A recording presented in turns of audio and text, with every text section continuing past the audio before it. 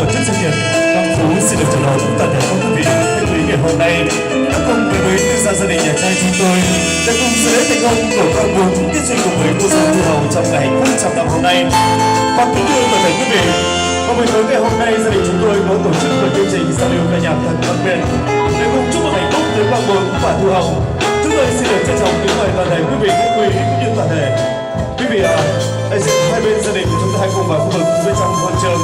để chương trình nghệ thuật của chúng tôi xin phép chuẩn bị bắt đầu. Xin được trân trọng kính mời.